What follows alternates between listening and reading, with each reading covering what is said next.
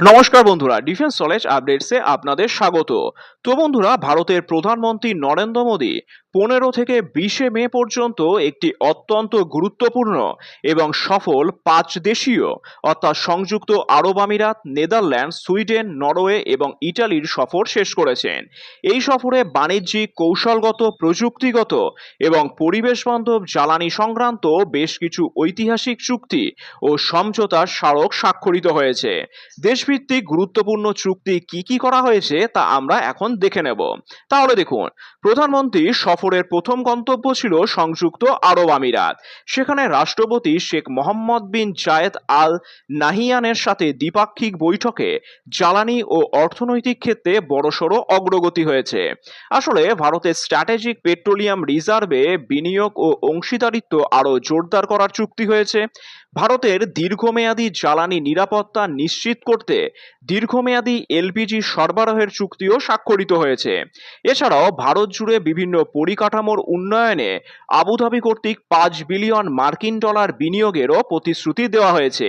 এছাড়াও দুই দেশের মধ্যে সমুদ্রপথে বাণিজ্য এবং প্রতিরক্ষা সহযোগিতা বৃদ্ধির জন্য গুরুত্বপূর্ণ চুক্তি হয়েছে। আর নেদারল্যান্ডসের সাথে কি কি চুক্তি হয়েছে সেটা দেখুন। নেদারল্যান্ডসের প্রধানমন্ত্রী রব ইয়েটেনের সাথে বৈঠকে দুই দেশের সম্পর্ককে কৌশলগত অংশীদারিত্বে উন্নতি করার সিদ্ধান্ত নেওয়া হয়েছে। এছাড়াও প্রতিরক্ষা থেকে শুরু করে গুরুত্বপূর্ণ খনিজ সম্পদ সহ বিভিন্ন ক্ষেত্রে মোট 17টি চুক্তি স্বাক্ষরিত হয়েছে। সেমিকন্ডাক্টর, মহাকাশ গবেষণা, কৃত্রিম বুদ্ধিমত্তা, কোয়ান্টাম কম্পিউটিং এবং গ্রিন হাইড্রোজেনের মতন উদীয়মান প্রযুক্তির ক্ষেত্রে একটি দীর্ঘমেয়াদী রোডম্যাপ উন্মোচন করা হয়েছে।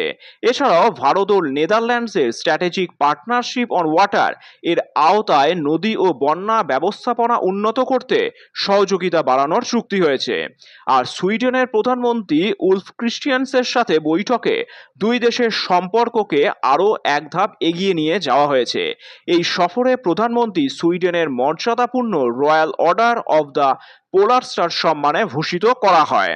ভারত ও সুইডেন তাদের দ্বিপাক্ষিক সম্পর্ককে কৌশলগত অংশীদারিত্বে উন্নীত করার সম্মতি দিয়েছে।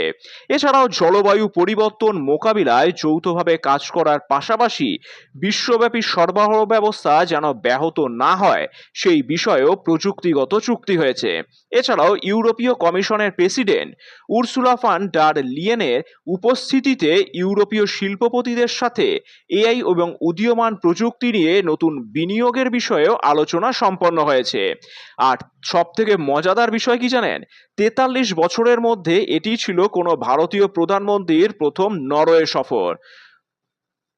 ওসলোতে প্রধানমন্ত্রী মোদীর তৃতীয় ভারত নরকিট শীর্ষ সম্মেলনে অংশ নেন এবং নরওয়ের প্রধানমন্ত্রী জোনাস গাহর স্টোরের সাথে বৈঠক করেন। সফরকালে প্রধানমন্ত্রী মোদীকে নরওয়ের সর্বোচ্চ বেসামরিক সম্মান grand cross of the royal Norwegian order of merit দেওয়া হয়। ভারত ও ইএফটিএ বাণিজ্য চুক্তির ওপর ভিত্তি করে নরওয়ের সরকারি পেনশন ফান্ড থেকে ভারতের ক্যাপিটাল মার্কেটে আরও বড় বিনিয়োগের রাস্তা সহজ করা হয়েছে, বর্তমানে যা প্রায় $28 বিলিয়ন কাছাকাছি। সমুদ্র সম্পদের সঠিক ব্যবহার এবং পরিবেশ বান্ধব ও পরিচ্ছন্ন প্রযুক্তির সম্প্রসারণে দুই দেশ একসঙ্গে কাজ করার চুক্তি করেছে। আর সফরের শেষ চরণে প্রধানমন্ত্রী মোদী ইটালির প্রধানমন্ত্রী জর্জিয়া মেলোনির সাথে অত্যন্ত গুরুত্বপূর্ণ বৈঠক করেন। আমরা ইতিমধ্যেই সোশ্যাল মিডিয়াতে প্রধানমন্ত্রী এবং মেলোনির মেলোডি চকলেট নিয়ে বিভিন্ন রকম মজাদার ভিডিও দেখছি এবং এটাই মনে করছি যে প্রধানমন্ত্রী মোদী হয়তো মেলোনির সাথে গিয়ে ইটালিতে শুধু ছবি তুলতেই গেছেন, কিন্তু অ্যাকচুয়ালি তা নয়। তাহলে দেখুন, দুই দেশের সম্পর্ককে বিশেষ কৌশলগত অংশীদারিত্বে উন্নীত করা হয়েছে, যা প্রতিরক্ষামূলক ও অর্থনৈতিক সম্পর্কের ক্ষেত্রে একটি বিশাল মাইল ফলক। এছাড়াও 2025 থেকে 2029 সালের এই কর্ম পরিকল্পনার অধীনে কৃত্রিম বুদ্ধিমত্তা, মহাকাশ গবেষণা, পারমাণবিক শক্তি এবং গুরুত্বপূর্ণ খনিজ উত্তোলনের ক্ষেত্রে বড় আকারের অংশীদারিত্বের চুক্তিও চূড়ান্ত করা হয়েছে। এছাড়াও বিশ্বব্যাপী খাদ্য নিরাপত্তা ও কৃষিক্ষেত্রে অবদানের জন্য প্রধানমন্ত্রী মোদীকে রোমে এফএও এগ্রিকোল পদক দেওয়া হয়েছে। আর প্রধানমন্ত্রীর এই 5 দেশীয় সফর ভারতের জন্য একদিকে যেমন দীর্ঘমেয়াদী জ্বালানি ও সেমিকন্ডাক্টর প্রযুক্তির নিরাপত্তা নিশ্চিত করেছে, তেমনি ইউরোপ ও উপসাগরীয় দেশগুলোর সাথে ভারতের প্রতিরক্ষা ও অর্থনৈতিক সম্পর্ককে এক নতুন উচ্চতায় নিয়ে গেছে।